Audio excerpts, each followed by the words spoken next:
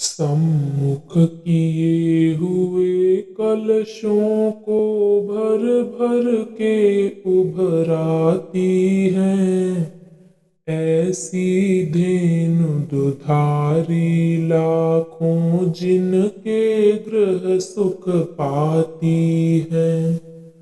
ऐसे महोदार श्रीमन के पुत्र जागिए श्रेष्ठ महान।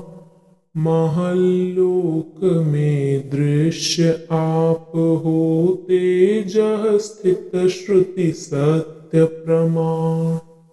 ऐसे मंगलमय करुणानिधि खोल दीजिए अब पलकें।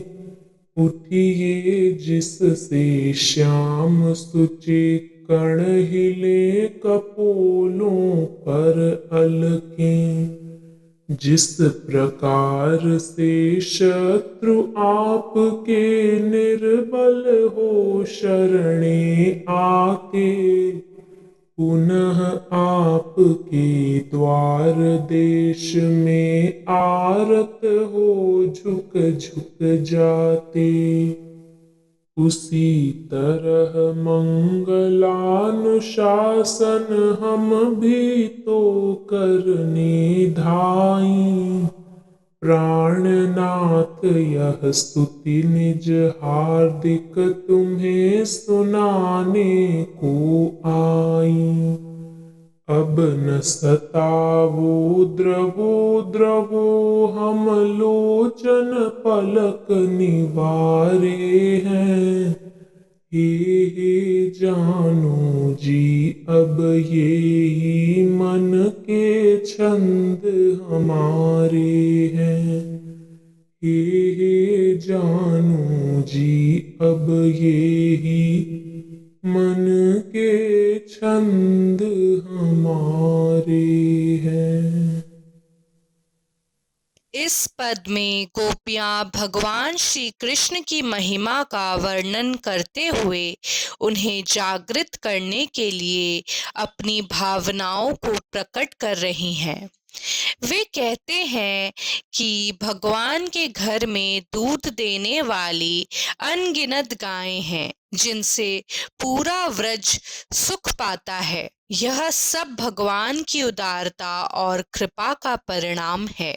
वे भगवान को श्रेष्ठ महान और तेजः स्थिति श्रुति सत्य प्रमाण कहकर संबोधित करती हैं, जो उनकी दिव्यता और सत्यता को दर्शाता है।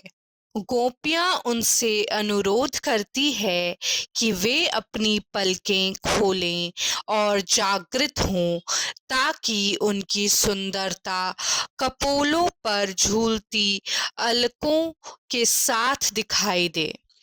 गोपियां यह भी कहती हैं कि जिस प्रकार शत्रु आपकी शरण में आकर निर्बल हो जाते हैं और आपकी कृपा पाकर शांत हो जाते हैं, उसी प्रकार वे भी आपके पास मंगल कामना करने और स्तुति गाने के लिए आई हैं। उनकी हार्दिक प्रार्थना है कि भगवान उनकी भक्ति को स्वीकार करें। गोपियां यह भी व्यक्त करती हैं कि वे आपकी कृपा और दर्शन की आकांक्षा में यहाँ उपस्थित हैं।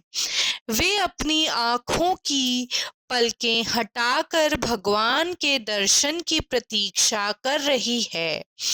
अंत में वे भगवान से अनुरोध करती हैं कि वे उनकी प्रार्थना को स्वीकार करें और उनके प्रति दया दिखाएं।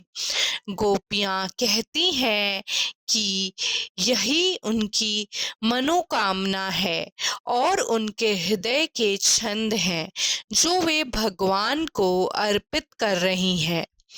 यह पद भगवान श्री कृष्ण की महिमा और गोपियों की अटूट भक्ति का प्रतीक है।